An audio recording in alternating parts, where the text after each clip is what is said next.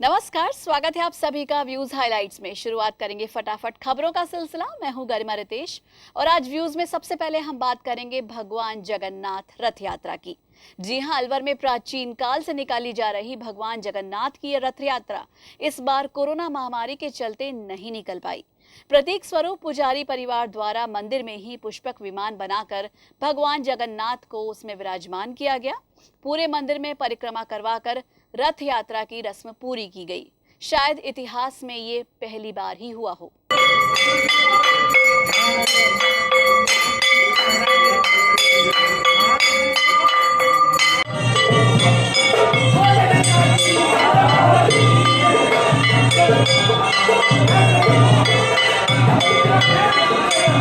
मैं जगन्नाथ जी के मंदिर से महंत पुष्पेंद्र कुमार शर्मा बोल रहा हूँ। ये महामारी के चलते हुए जितने भी जगन्नाथ जी की परंपरा के हिसाब से 165 साल से जो विवाह प्रोग्राम जगन्नाथ जी का होता आ रहा है, उसको कोविड को देखते हुए हमने महंत परिवार और सेवादार द्वारा ही किया जा रहा है। दर्शनार्थियों के लिए बिल्कुल हमने जो है स्ट्रिक्टली मना किया हुआ है कि राज्य सरकार के आदेश है। आज सुबह भगवान श्री जगन्नाथ जी जो कल वहाँ विराजमान हुए थे, उनको मिश्री मक्खन का भोग लगाया गया। उसके बाद आरती हुई थी, जो सिर्फ महंत परिवार के ही सदस्य, बाहर वालों को बिल्कुल हमने अलाउ नहीं करा। अब ये बूढ़े जगन्नाथ जी के दर्शन जैसे बरसों से होते आए हैं। जब जगन्नाथ जी रूपवास जाते थे तो भगवान श्री बूढ़े जगन्नाथ जी के दर्शन होते थे, जो सिर्फ जगन्नाथ जी हंसे जाते हैं उसके बाद ही होते हैं।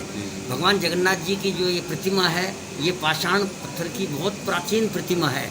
इनकी आंखों में देखने के ऐसा लगता है कि साक्षात आपसे ये बात करती है, और ये बहुत ही दुर्लभ दर्शन है, जो कि अलवर वासियों को तो पता है कि सिर्फ जगन्नाथ जी जब वहाँ जाते हैं तो ये जगन्नाथ जी का मंदिर मेन सुभाष चौक वाला जब जगन्नाथ जी की जगह ले लेता है तो बूढ़े जगन्नाथ जी के दर्शन होते हैं।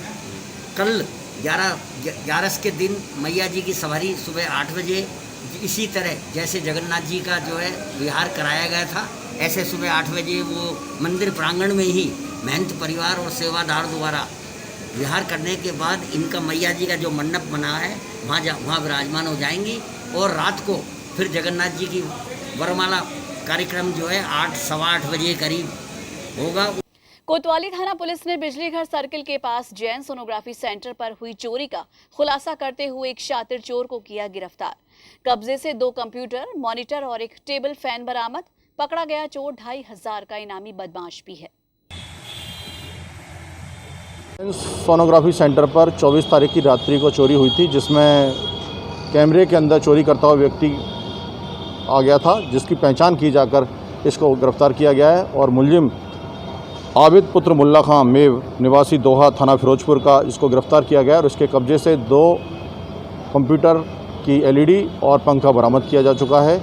इससे शहर में हुई अन्य चोरी के बारे में पूछताछ की जा रही है। कोतवाली थाना पुलिस ने शातिर वाहन चोर गैंग का पर्दाफाश करते हुए 3 आरोपियों को किया गिरफ्तार। कब्जे से मोटरसाइकिल बरामद।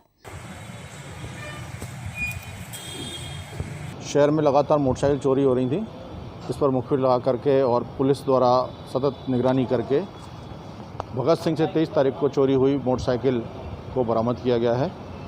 इसमें 23 तारीख को 8 बजे भगत सिंह सर्किल से चोरी हुई थी, पल्सर मोटरसाइकिल थी। इसमें 3 मुलजिमों को गिरफ्तार किया गया है और मोटरसाइकिल उनसे बरामद की गई है। सियाराम उर्फ सिया, सतीश उर्फ कोरा, मनजीत सिंह उर्फ तोता, इन तीनों को पुलिस ने गिरफ्तार किया है, और इन्होंने अन्य वारदातें भी कबूली हैं, जिनसे पूछताछ कर अन्य मोटरसाइकिलें भी बरामद की जा रही हैं। भारतीय युवा मोर्चा की ओर से नंगली सर्किल पर बीजेपी जिला अध्यक्ष संजय नरूका के नेतृत्व में मुख्यमंत्री अशोक गहलोत का पुतला दहन कर नारेबाजी के साथ किया गया प्रदर्शन। प्रदर्शनकारियों का मानना है कि राजस्थान के पाठ्यक्रम और 10वीं की किताब में महाराणा प्रताप के शौर्य का बदलाव करते हुए उन्हें कम आंका गया है और अकबर के शौर्य को बढ़ावा दिया गया है, जिसे बीजेपी कार्यकर्ता बर्दाश्त नहीं करेंगे। युवा मोर्चा के जिला अध्यक्ष पंडित जले सिंह ने दी जानकारी।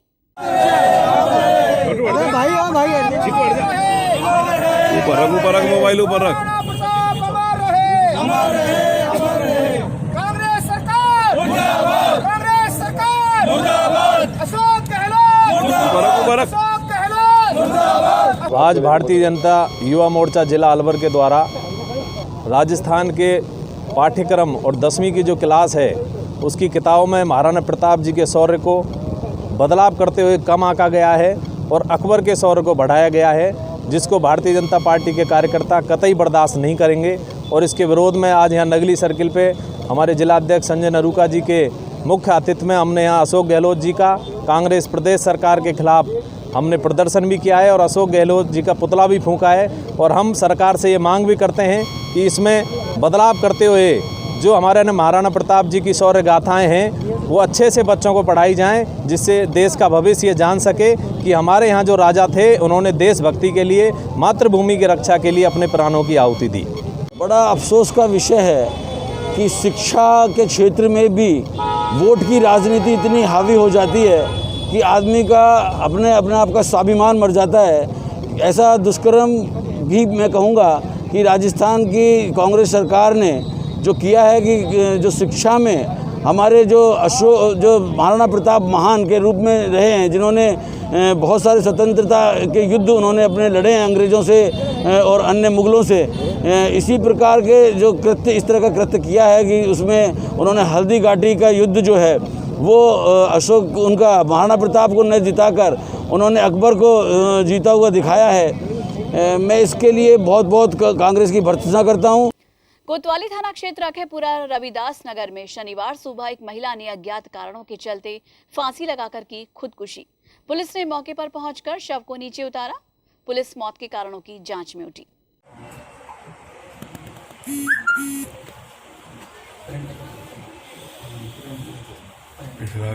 आज सुबह कंट्रोल रूम से सूचना मिली कि एक अखेपुरा मोहल्ला में एक महिला ने आत्महत्या कर ली है। इस सूचना पे मौके पर आए तो श्रीमती सोनू बैरवा, वाइफ ऑफ जितेंद्र बैरवा, उम्र करीब 22 साल,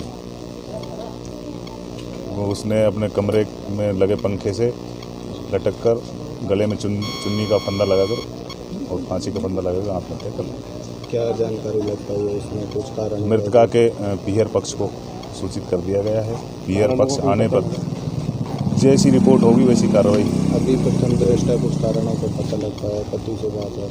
प्रथम दृष्टया जो मामला अभी ये जानकारी में आएगी, इसके कुछ बच्चे नहीं हैं।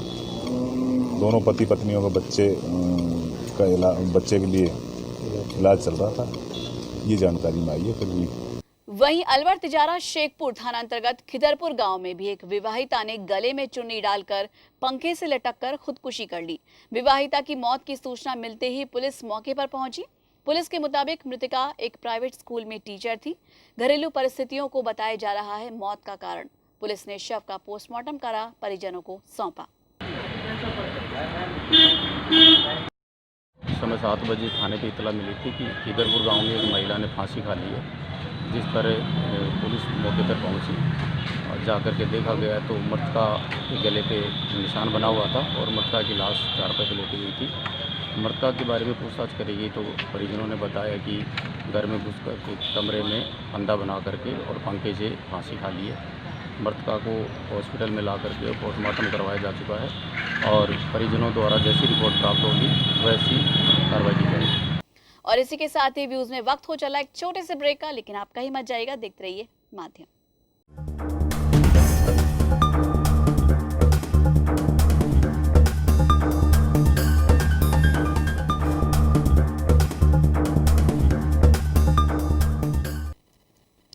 व्यूज में एक बार फिर से आप सभी का स्वागत है और अब फिर से रुक करते हैं कुछ और खबरों का। हथियारों के फर्जी लाइसेंस जारी करने के मामले में जिला कलेक्टर कार्यालय के सहायक प्रशासनिक अधिकारी दुर्गेश चोला को कोतवाली थाना पुलिस ने किया गिरफ्तार। कंप्यूटर ऑपरेटर सुशील अरोड़ा अभी भी फरार। जिला कलेक्टर ने इस मामले में 5 सदस्यीय टीम का किया गठन। गहनता से कर रही है पुलिस जांच।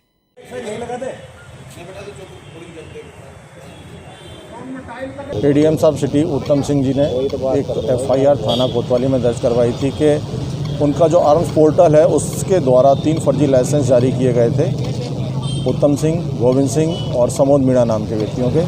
उसकी एफआईआर दर्ज होने के बाद अनुसंधान किया गया और एफआईआर में नामजद अभियुक्त दुर्गेश जो यूडीसी था आर्म सेक्शन के अंदर और संविदा कर्मी एक सुशील अरोड़ा, दोनों के विरुद्ध अपराध बनना पाया गया। इस पर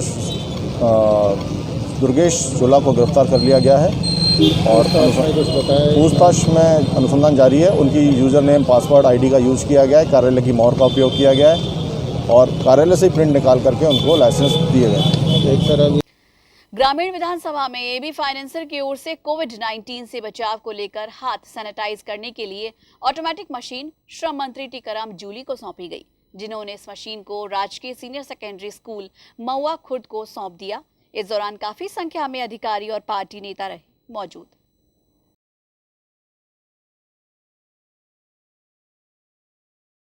और जब भी मौका मिले साबुन से हाथ धोना, और साबुन भी साफ सुथरी हो। ये नहीं है कि हम देखते हैं कई जगह साबुन का टुकड़ा पड़ा नहीं, कपड़ा धोना के बाद में ना फिर घर के रखे हाथ धोने के लिए, नहीं वो नहीं। आप अच्छे से साबुन से हाथ धो और बाद में साबुन को भी धो के रखो। हम कई बार ऐसे लिया उसको वो पड़ी रहती है, वही साबुन संक्रमित हो जाती है, हालत ये हो जाती है कई जगह। तो इसलिए इस चीज का हमें ध्यान रखना है और मास्क पहन के निकलना है। लॉकडाउन 5 में हालांकि सरकार द्वारा काफी छूट दी गई है, लेकिन अब आपकी सुरक्षा आपके हाथों में है, इसलिए बेवजह ही घरों से बाहर ना निकलें। बहुत जरूरी काम के लिए अगर बाहर जाएं तो मास्क जरूर लगाएं, सोशल डिस्टेंसिंग की पालना जरूर करें और सार्वजनिक स्थलों पर गंदगी फैलाने और थूकने से बचें। बार बार हाथों को सैनिटाइज करते रहें। तो आज के लिए व्यूज में बस इतना ही। अपने इलाके की हर खबर जानने के लिए अपने स्मार्टफोन में आज ही सब्सक्राइब करें माध्यम टीवी यूट्यूब पर और देखें आपके शहर से जुड़ी हर वो खबर और सभी कार्यक्रम जो आपके लिए जानना है जरूरी। नमस्कार।